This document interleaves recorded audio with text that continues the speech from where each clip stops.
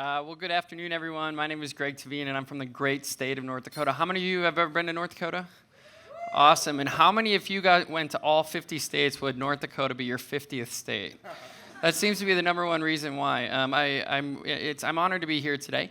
And what I'd like to do is talk to you a little bit about creating the community you want to be a part of. So, to kick things off, I'm a fifth generation North Dakotan. I grew up on a farm outside of Fargo. Anybody here grew up on a farm?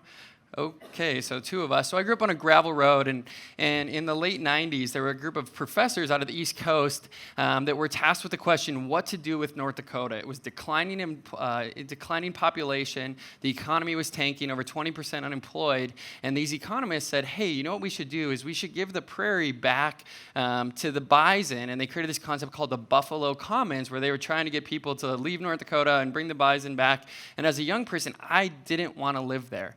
And so I think like a lot of people have this idea of Fargo in North Dakota. So normally when I give this talk, I just call it Fargo exceeding incredibly low expectations because that's been hard. But so what I want to talk to you about is creating the community you want to be a part of. So I moved back to Fargo about 4 years ago with this idea to make something special happen. So when a lot of people, how many of you have seen the Coen Brothers movie Fargo? TV show, very popular.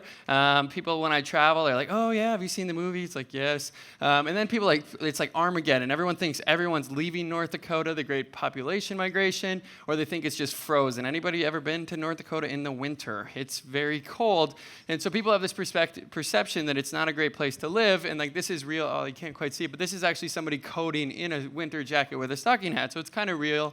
And even like when Uber came to Fargo, and people when I was here in Vegas, they said, "Oh my God, so you have Uber?" I'm like, "Yes." Like, "Oh, do they come with a buggy to pick you up in a horse-drawn carriage?" Like, no.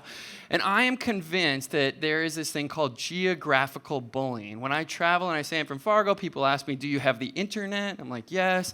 Or they're like, Fargo, North Dakota, right? I'm like, yes. They're like, Mount Rushmore. I'm like, no, that's South Dakota. But I don't think I'm alone. So people from Vegas sometimes get Sin City. How many of you are from Vegas? You get this idea of Sin City. And I was talking to a woman last night. She's in the back, and she's like, yeah, my whole life.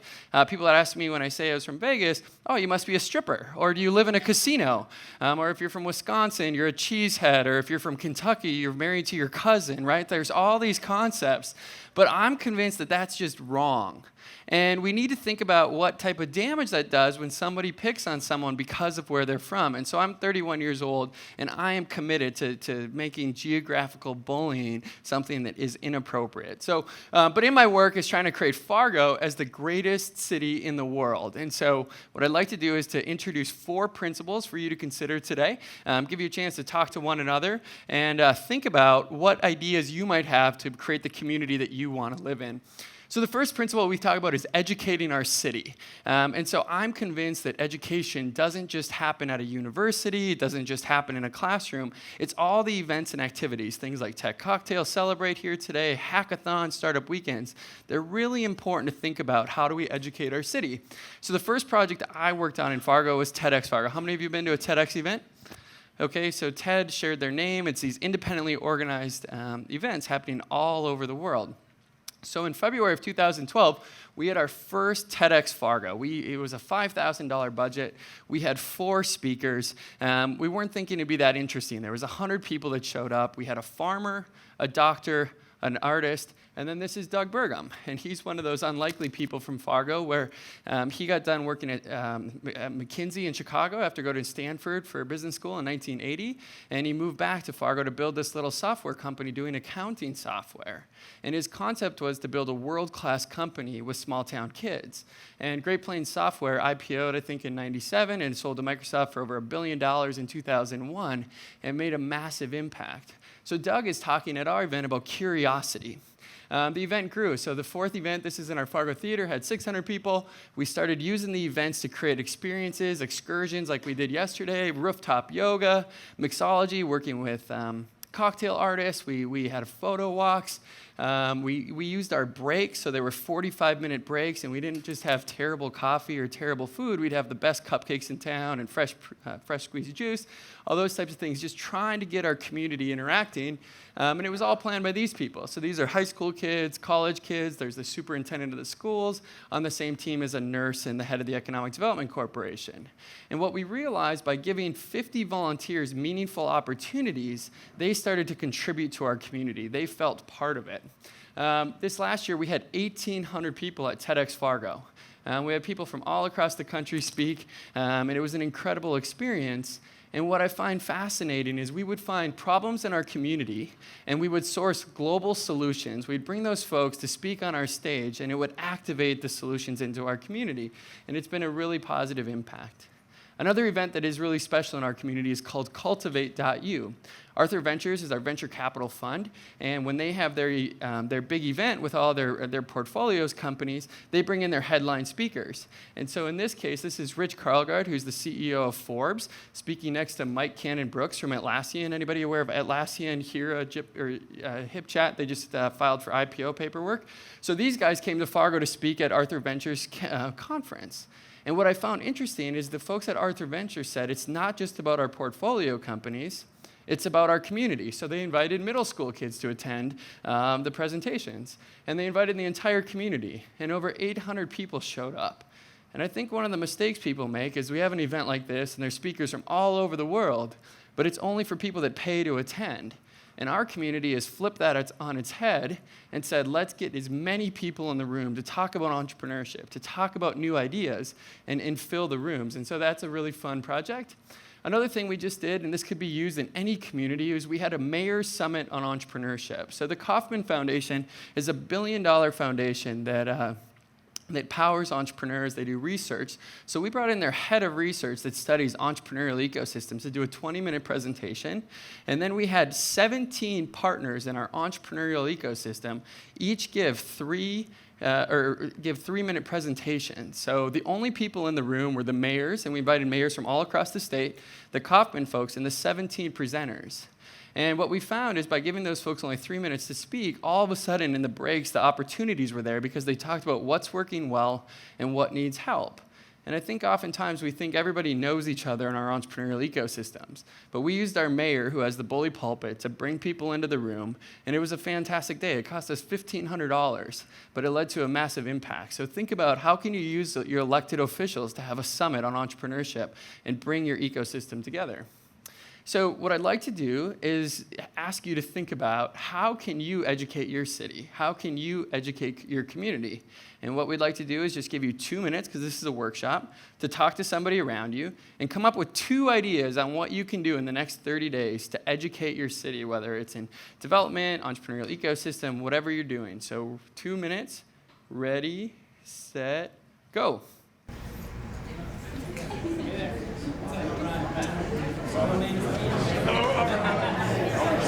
Fargo, I guess. We're one of the top 5 community clubs now. And we're a top community. I've talked to you about that.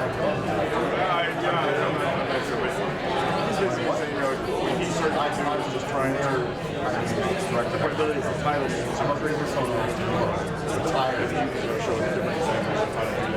didn't even call my office. I think we did talk about it. I'm that guy. Yeah. So we're consistently top 5 for 10 years.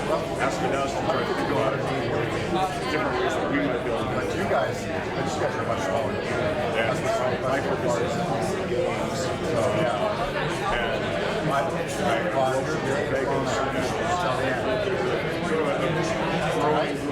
developers, but not much really good. You look hard on the stage. David companies are very isolated. It could be, you're in Vegas, it could be like a All right. All right, let's grab some of the ideas. Let's hear what people came up with. Can we get a couple brave souls to just share an idea you have to educate your city in the next 30 days? No ideas. Okay. No? Okay, cool. We'll go on to the next topic. No problem. All right, so the next one, infuse the arts. So I'm convinced that entrepreneurs drive the economy, but artists drive culture. And if talent is low, in a world where we can live any place we want to in the world based on the internet, culture is the most important thing. My friend Adam, who runs And Yet in Washington State, talks about how his developers are the patrons for the artists of their community. And I don't like this idea of like supporting the arts community by donating to an arts cause. I like the idea of supporting artists by buying their work and spending money. I get so freaking frustrated when people ask artists, oh, will you come and play at our event, or will you share your work and you'll get great exposure? That's bullshit. The best thing we can do to support the artists is to buy their work, to hire them, incorporate them in our events. So, a few years ago, I put out a call on Facebook and just said, hey, anybody want to have dinner at midnight, kind of as a joke? And all of a sudden people said, yeah, I do. So we created Midnight Brunch, or as we like to call it, Brunchin', where we have the best cocktails in the city at 10 p.m., the best food in the community at 11, and a toast at midnight. And so we have an artist design the table, and we fill the room with all these people. And we've had 13 Brunchin' events. We've brought in the ballet to do an impromptu piece. We've had a gentleman from our symphony do a piece. We've hired magicians to just go around and entertain people. And what we found is bringing people together late at night with great food and great cocktails in a beautiful space is relationships start to form. And I got really excited during our 4th event because college students started to sneak in. I'm like, that's a good sign. If college students sneak into your event, that's a good sign. And the second thing is, like, the super high-end wealthy people in our community, they started sneaking in too. And I'm like, this is a great thing. And so what it's done is it's created a way to elevate artists, to introduce different food concepts, and really promote our community. It's become a destination event, been featured in Condé Nast Traveler, other blogs, and it's just a group of friends. And then we think about our alleys. So how do we infuse the arts into unlikely spaces? How many of you have gross alleys in your community? Right? Dumpsters, smoking breaks, a lot of negative connotations. Well, in our community, there was a group of friends that said, hey, let's reimagine our alleys. So they created Alley Fair. And so they hired an artist to paint the sidewalks. They brought in different pieces of greenery, musicians. They had a market. They had a big concert that had over 180 people there. And it was all planned by these people. They didn't have an organization. They didn't have a bank account. They didn't have a single permit, which is not always good. So asking for forgiveness is better than permission at times. But it's made a big impact. And now our alleys are activated. New restaurants are going there. People are thinking differently about our spaces. And it's because of the arts, and it drives energy. Another project I love is that I was thinking about great parties. And in our community, the best parties were either in college campuses, and when you reach 30, it's very awkward to sneak into them, which I have done. And the second thing is philanthropy events, right? These incredible events supporting great organizations. But I got frustrated with always being asked for money. I would go to an event, and they'd wine and dine you, and then they'd ask you for cash. And so I said, let's start throwing great parties just because. And so we thought about this concept of parties through time. How do we go back in time and create generational, unique events? And the first one we came up with was to honor James Gatz. And James Gatz is the 14th wealthiest fictional character of all times, according to Forbes. And he's who's known as Great Gatsby. And he's from North Dakota. And so the film was coming out, so we said, let's have a welcome home Great Gatsby party. And the only thing I remembered from high school English class was the green light representing hope. Thank you, Miss Simmons. And so we illuminated this space with green light. We invited people, and they dressed up, and it was an incredible time. The second event we wanted to have is let's have a Mad Men type party. So we convinced our newspaper, the Fargo Forum, to let us use their venue for this party. And we got people dressed up. They got excited. We brought in some dancers, and that didn't go so well because some of the people on the night staff didn't know the party was going on. And when there's people dancing and stripping in your lobby, that's not good. But it was an incredible event where people came together just because. For me, I lost thousands of dollars because when you have 100 people that have an open tab and they drink 8.5 drinks per person, you lose a lot of money. But the learning on that and the impact was bringing people together just because, not trying to sell them anything, creating a meaningful experience. They want to be part of it. the last thing, or a couple more concepts, is that this is from a healthcare event. So this is for an organization in our community called Intelligent Insights. They've grown from 10 to 180 people in the last 10 years. And what's interesting is in their healthcare conference, they said, we want to celebrate the arts. So they brought in a stage designer to create the stage. And then they had these guys perform in the middle of it. On the guy on the left is the symphony pianist. And on the right is the world's youngest international yo-yo champion. And he's a college student in our community, and they performed a choreographed piece together, which had people really excited. And then this guy is from the Pianos Around Town project. Do you guys have that in your downtowns where they bring in old pianos and they put them up? So they put all these pianos, and this guy, Greg, was using the piano, and this woman from the arts organization saw him, and she was pretty excited, and he was really good. Turned out he had worked at a cruise ship and had played the piano for 7 years, and so we brought him in to speak at our event in front of 400 people. He got a standing ovation. We paid him a market wage. Greg's homeless, and he lives in a tent in our community. And we found this incredibly gifted person, and we brought him in, and we built him up, and it was just a really fun way to celebrate the arts. The other thing we think about is random acts of art. So at our events, we introduce artist events, whether it's poetry readings, tap dancing, an accordion player. We bring in those unique elements to add energy and fun into our events. So now it's your homework. So I'm going to give you another few minutes to think about what are ways that you can introduce the arts into your events, your experiences, your companies, whether it's muralists or live music. Where can you introduce the arts into your community? So I'll give you a few minutes to talk about that.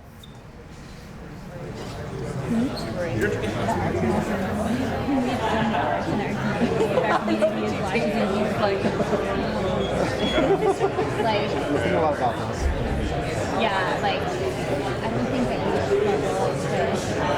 should having to try to find anybody.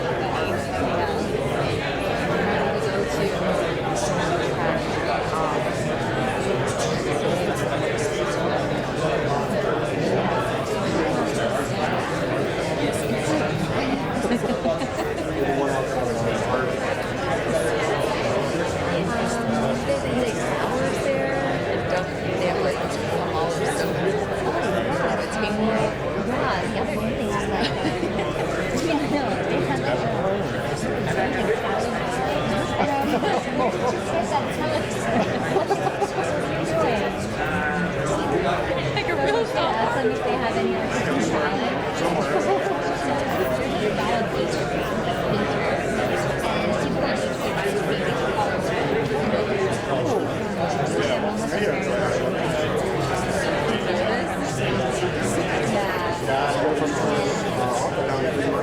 Yeah, that'd be cool. Yeah, and like That's a good idea. yeah, and he's like super crazy, but like in like a fun way. Yeah. You know, Yeah, like nuts. thought into it. Yeah. We're gonna call that extensive. Super fun. Like, Does he keep painting outside for us to see? yeah, like so you watch him. He just paints on the sidewalk. Like he just does his paintings outside. Everyone's yeah, and it's All right, if you hear my voice, clap once. Hear my voice, clap twice. Okay, former summer camp counselor, that's how he's going to attend. So do we have any examples? Does anybody have an idea or brave soul that's willing to share how you're thinking about infusing the arts into your community? All right, and could you say your name and where you're from? My name is Lucy. I'm actually local. I live in Las Vegas. From the big University of Nevada. We were saying like one of the problems of Vegas, great arts community, but because it's such a touristy town, it's really hard to go to certain events without paying the awful price tag, and that's it excludes a lot of people from wanting to attend those things. So I love the kind of idea of just partying just because and having dinner with people and just meeting people without having this sort of entry fee like price tag that excludes people in So what I'm hearing is throwing parties just because including people and not having big produced events, but smaller events that can be more price affordable for folks.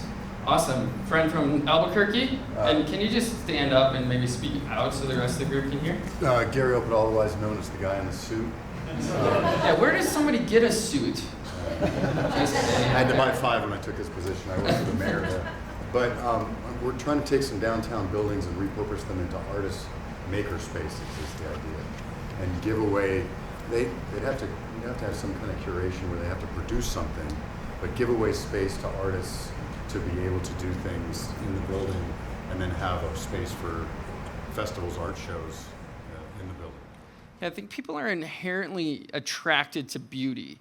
And even walking on Fremont Street here today, I was looking at Ogden, the Ogden building, which is just a white building, condos, could be anywhere in the world. Or thinking about, there's another building that has Life is Beautiful, and there's a big mural, it's colors. Like, I found myself looking at the beautiful building more, thinking about events. Like, this is a beautiful space, right? For me coming in, it's fantastic, versus a boring conference center. I was in Rapid City, South Dakota last week speaking at an event, and it was in a Holiday Inn, and they had chicken and soft vegetables, and I am so sick of chicken and soft vegetables, but it was a really boring conference environment. There was no energy, there wasn't any life, and so I think reimagining art spaces, we do almost all of our events in art spaces, so I think that's a big impact for a community.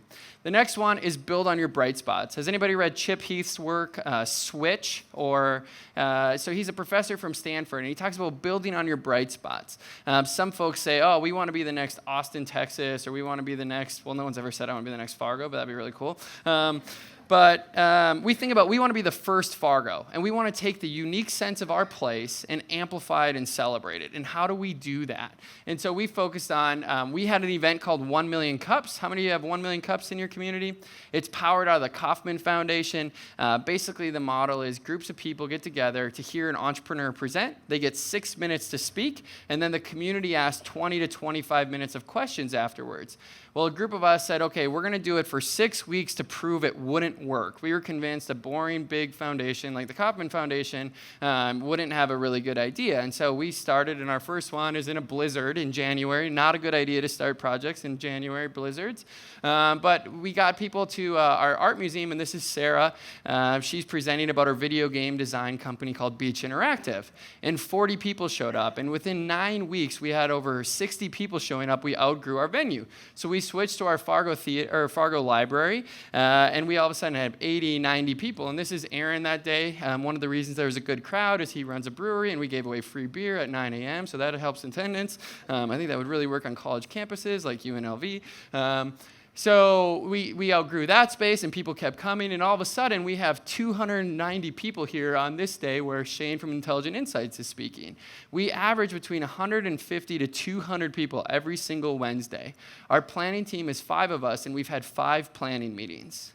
Because we do the same thing week in, week out. We give a tech-based entrepreneur 6 minutes to do a presentation, but we bring arts and energy into the experience. We have the best coffee in town. We're at an arts venue, so there's this beautiful experience.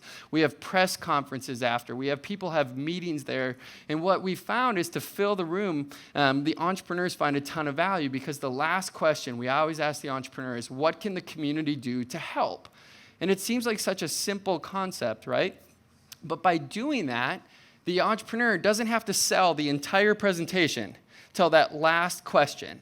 And the whole crowd knows it's coming. So if they're looking for investment, if they're looking for partnerships, for talent, they always get to say it.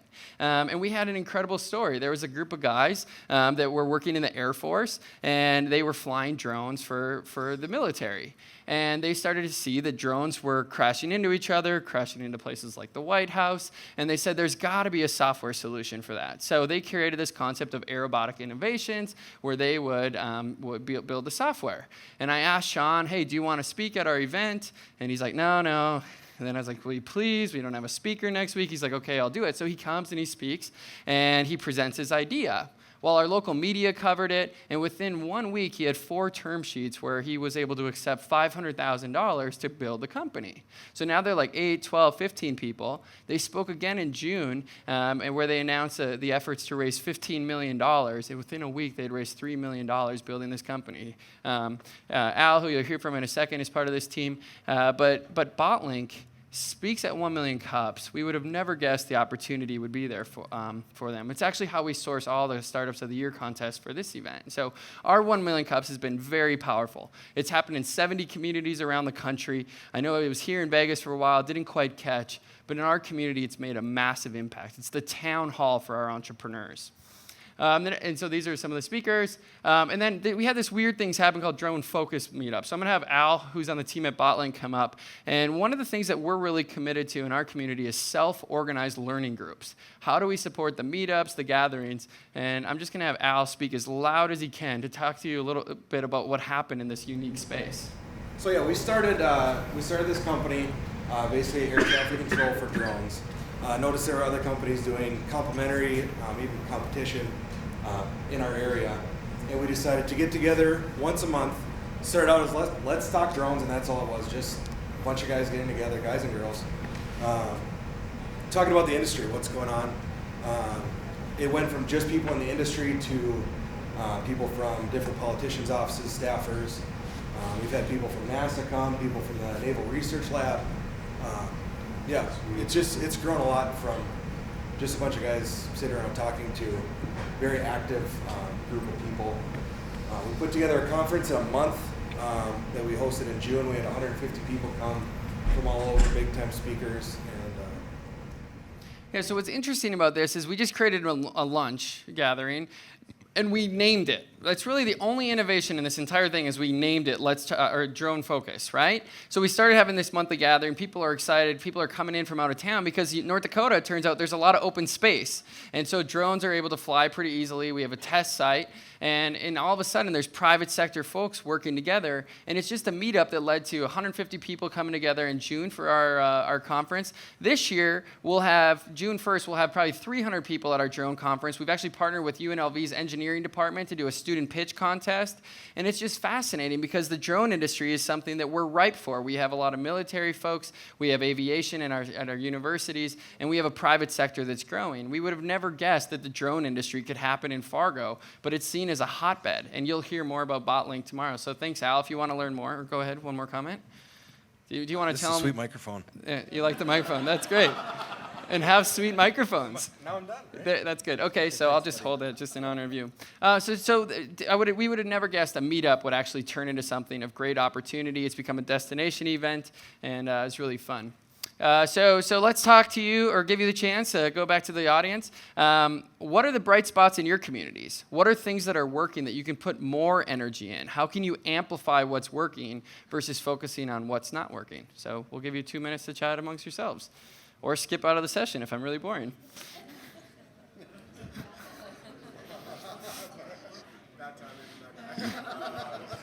That was like my biggest fear is everyone would leave. Where are you guys from? Oh, cool. Yeah. Awesome. Are you presenting tonight? Yeah, we're one of the startups, yeah. Awesome. Yeah. Is it going well? Good, yeah, things are good. Just closing a little round. Is that like a relief or is that a pain in the ass? Because I think sometimes when you get the money, then it's like, Yeah. sorry. Well, it was kind of great because I'd started off freezing the round, and about halfway through, we did this growth hack that kind of took off. So we were on national news, and I had like a month left of my round, so we ended up oversubscribing it. It's always a good position. Yeah, and it like pushed a bunch of folks over. So Good to be a little more selective. yeah, so that worked out well.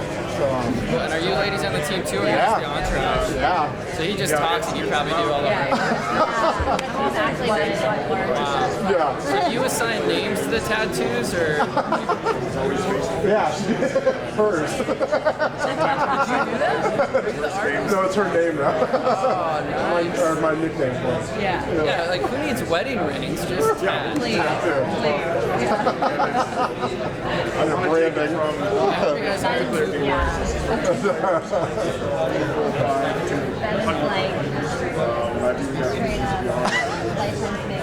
Lifetime My coming up. brother's always like, That was Yeah, that's a whole lot of conversation. before you even make it, like 2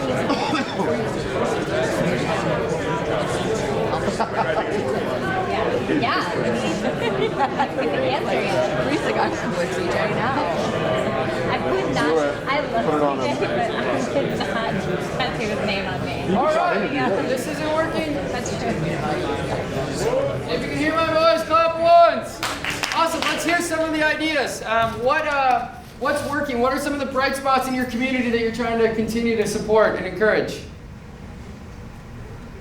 Please. Meetups? Which ones are working? Which meetups are attracting people? Here in town, there's so many. There's a lot of SEO meetups, WordPress, things that are kind of using every day, but I mean, there's everything from photography, the whole gamut. So just supporting meetups. Yeah, and then we have a unique blend here, companies like Switch, you know, here in town. So there's just a million cups did kind of fizzle a little bit, but just that was a meetup, call out, you know, kind of thing. So it's really a unique blend here in town.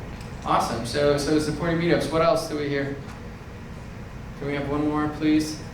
There you go. Oh, we got two more. Yes. Okay, in the back first, and then come in here. In Las Vegas here, they have the Learning Village, and they'll put on speaker meetings of various sorts.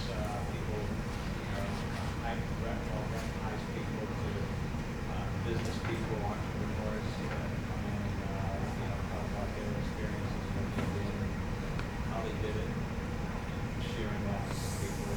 So you have the Learning Village, which there's speakers, there's events, there's the learning option. We're going to go in the middle and then coming up here. All right, good. You want to go? Yeah, bouncing off. Can you just yell? Sure. Bouncing off what you said, we're just talking about, we thought that our bright spot for Las Vegas is the entrepreneur spirit out here, because there's so much growth available for us to understand as far as community, what we were talking about earlier with the arts and everything. I think that's something that's going to continue to grow out here, and we're already starting with events such as this, and I hope to see more of it. Awesome. That's fantastic. All right, up here we'll go right there and then up right.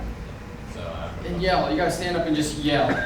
from upstate New York, Ithaca. I think what you're really good is having traditions and festivals that like every single season, so that everyone comes every season to some event and we all get together. Awesome. So festivals, just seasonal activities. That sounds like a lot of fun. So I just moved out to Vegas recently in accessibility. So you'll see Tony and Shay speaking up on stage, or Kimball Musk speaking at Life is Beautiful. 10 minutes later, they're walking down the street, and you can just stop them and chat. Whereas other communities I've been in, they've kind of been isolated, not having that conversation. Yeah, so when you host events or you bring people, how do you engage folks? And then a lot of you are entrepreneurs yourself, so if you're a speaker, what does it look like for you to stay around at the conference? Because there's that temptation to speak and run, but it's something people value. So as speakers, I'd encourage you to be an awesome speaker and attendee and participate and then engage with folks. So cool, we'll build on your bright spots. I think that's something that's really important to us. And then the last one, and I think this is absolutely the most important, for communities to develop, there has to be a level of inclusivity. And in our community, we are challenging ourselves to be as radically inclusive as possible. So we're a community that is mostly white, mostly middle to upper class, and then mostly male-dominated, and Christian, and people that eat meat. And so it's a really challenging thing for folks that come in from out of town.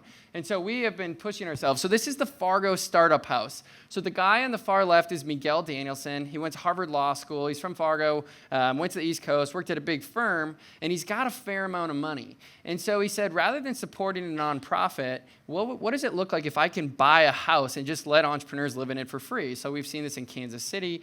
We've seen this in other places. So there's 4 entrepreneurs that live in Fargo Startup House. And the crazy thing is, Miguel pumps in gigabyte internet, and he just lets people live there for free. He doesn't ask them for equity. He doesn't ask them for anything. He just says, what can I do to help? He's radically inclusive. He's not looking at anything other. Does the person need the space to remove the first barrier, which is a place to sleep, to live? And how many of you have started companies where you're wondering, how am I going to pay rent? How many of you have had to go live in your parents' basement, like me? Well, it's not fun, but we have to think about those things. So that's one idea. The other is food choices. So it's so frustrating for me when I go to an event and I have to ask for my special food needs. How many of you have a special food need? You're gluten-free, allergy? It is so frustrating, right? You go to an event, you ask for some food, and you're like, oh, great, I get to have hummus again, right? Hummus and carrots. So we try to have all of our events vegan-friendly, gluten-free friendly, and so people never have to ask. When we had one of our bruncheons, we had 3 doctors that were from overseas living in Fargo, and they came to an event, and they were just so excited to have fresh, healthy food without asking for it. So I think one of the first ways we can be inclusive is with our food choices. We all eat a few meals a day, and I think that's a really easy place to start. It's easy to have the chicken and soft vegetable meals for a lot of people, but I think pushing food choices is a really important thing. The second thing I think about is, how do we welcome people into our community? So I think about going to reunion or retirement parties. How many of you have ever been to a retirement party? Right? There's all this hoopla when somebody retires, and I find that actually frustrating that we don't spend that much energy when people move to a place. So when people move to a place, how do they become welcomed in? I wish that we had welcoming parties where someone, a family moves or somebody comes to our community where we just welcome them and celebrate them. 4 years ago, I got a phone call from a woman named Jessie in Vancouver. And on the other end of the phone, she's like, Greg, I heard you're the curator of TEDx Fargo. I'm like, yep. She said, it sounds like it's a great event. I said, yeah. She's like, well, I've got a group of friends that are going to throw a conference in Fargo. I'm like, oh, cool. So you're from Vancouver. Yep. And who are their people are going to come? Well, they're misfits. I'm like, she's like, they're artists and beekeepers and welders and tech entrepreneurs. Would you ever help us host a conference? And I'm like, okay, I don't know them. I was like, where's the company from? And they're like, well, we're nomadic. We travel around the world. We actually don't have a place to live. And I thought to myself, okay, so do I accept this opportunity or not? And so we ended up helping host AJ and Melissa, who are the founders of Misfit Inc., to throw their first Misfit Con. And it was incredible. There was 150 people from all over the world that came into our community. And they brought energy and ideas. This is Clay, one of the top experts in Kickstarter campaigns. And these are strange people.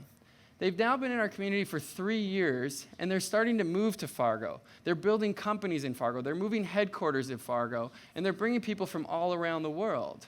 But it was a challenge for me to think about when somebody that I don't know their background, do I generally help them or do I not? And I think all of us as communities have to think about how do we welcome people that aren't like us. It's easy to welcome people that went to the same university or in the same industry, but how do we welcome folks from other places? And so I want to challenge you to think about how can you be radically inclusive in your community. So talk amongst yourselves about where are areas that you can be more radically inclusive, whether it's new American populations, sometimes it's aging entrepreneurs or encore entrepreneurs, but how can you be radically inclusive so everyone feels welcome, everyone feels part of the experience? Ready to go.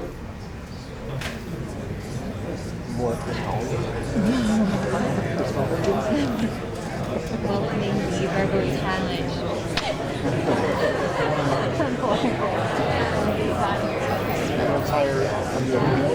Yeah. Doing a good job with that. I think that you're right. I was doing art, very small. Now and then, Well, it's cool because no one looks at our company like, and they imagine like an old white dude working at Tesla. Yeah. And you hear the value prop. Yeah. You know, it's like it's kind of it's going completely against the. Even the guys we have, it's like they're not Yeah. Well, even when the Washington Post reporters sat in office, like they just described it, like they took it all in. They described us as like young hipsters. It was like it was great for our brand. It was totally anti the PI industry. And the fact that now we have more women than men. In an industry that I always say that's like more that we are. Yeah, that's true. But Yeah. This was some, I mean, considering All right. You hear my voice? Clap once, 2 times. Let's hear from some folks. Where are ideas you have? Where are ideas you have to be more radically inclusive in your communities?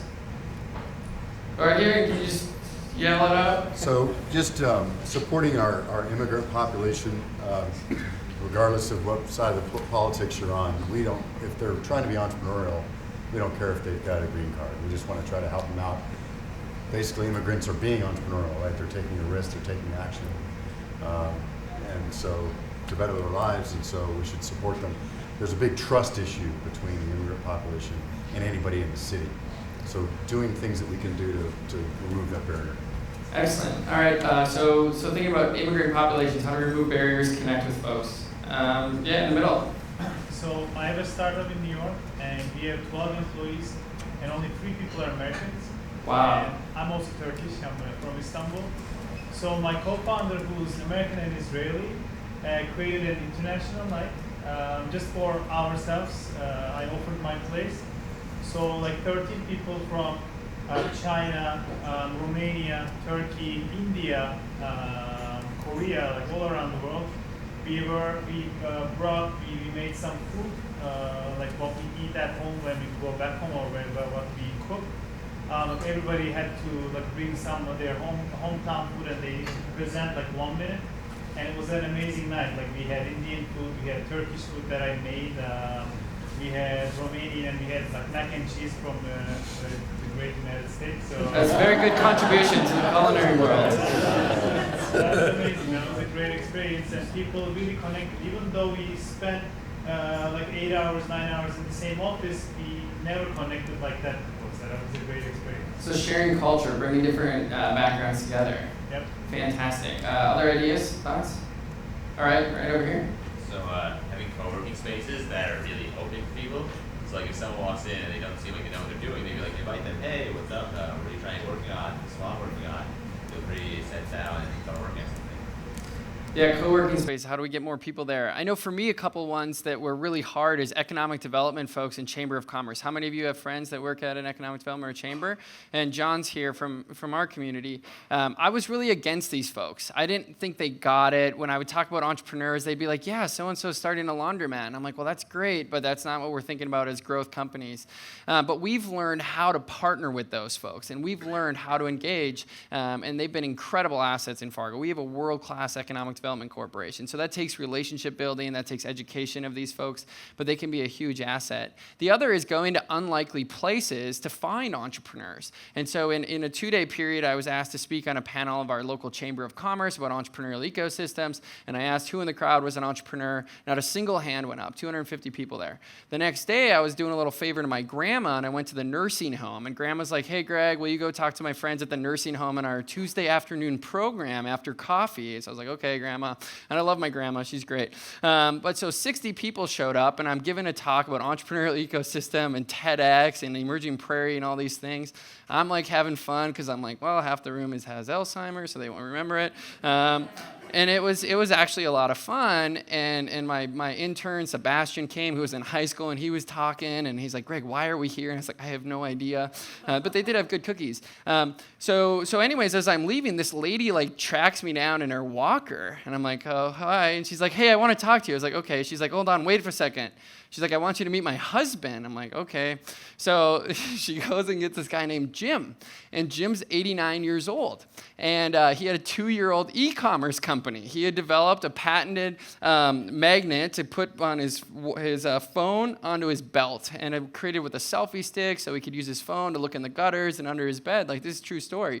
So Jim's 89, and he's more entrepreneurial than anyone I've met at the Chamber of Commerce entrepreneurial event. We had him speak at 1 Million Cups. And he does this 6-minute presentation, and he's excited, and then he starts in the Q&A, starts talking about funding, and he was like giving our VC a hard time because they only invest in software and not hardware products. And then he's like talking about how he needed money, and he certainly wasn't going to sell his Apple stock to pay for this thing. And I'm like, oh my God, the guy's 89, and he's holding on his Apple stock. But what was amazing is he goes, my life has improved because I have something to get up in the morning. I've been depressed, and I don't need my medicine anymore. And I was like, holy cow, the entrepreneurial journey can be about purpose and passion, and it can happen in unlikely places. The guy is still going. He's hiring people, he's harassing people, he's meeting with our senators. Like, the guy is building a kick-ass company, and he's 89. And it was a lesson for me of, I need to reach out and go where I don't think I'm supposed to go, because there can be great people, and I have to be inclusive. And so, yeah, maybe the nursing homes, any VCs in the room, there could be some huge opportunities. Find the guys that won't sell their Apple stock. That's a good idea. And then just kind of like to put this all together, I'm just going to have the guys show a 2-minute video. I've talked a lot, but I just want to, so you can see the energy, you can see the arts, you can see that this is real, and this is actually happening in Fargo. So I think they've got a video. Do we have the video? Oh, there we go. Emerging Prairie exists to connect and celebrate the entrepreneurial ecosystem. We get involved in events such as Startup Weekend, TEDx Fargo, 1 Million Cups. These are all events that can educate our community on what does it mean to be an entrepreneur. If you want to be stretched, if you want to reach your potential, if you want to do exciting things, work for exciting companies and work on products that are making a difference, that you can do it right here in Fargo. From a community standpoint, we hope that the success would be the continued growth of the community in a very positive way. We strive to find unique local talent to be part of our events, whether it's a performer playing a classical piece, a yo-yo artist showcasing their skills, or a group of young hip-hop dancers infusing our events with energy and excitement. We strive to build on our bright spots. We are not interested in being the next Austin, Texas, the next Brookings, South Dakota. We want to be the first Fargo. We look at our unique sense of place, the surroundings and the characteristics and traits that make us who we are, and build from our strengths. We try to be radically inclusive and get as many people involved in the process. Retaining talent is critical for our community's success. We have to create a vibrant community that people want to be a part of. Once folks move here, we got to keep serving them and infusing energy and love into their work. We need to challenge ourselves to get behind the entrepreneurs and risk takers that are building our unique communities and self-organized learning groups. There's great energy, there's a great vibe here. I think it's a great place for lifelong learning. At a time when North Dakota is blessed with talent, there's a tremendous amount of opportunity. We truly believe the people in our community can make a massive impact in the world. What I've learned in community building is we don't need permission.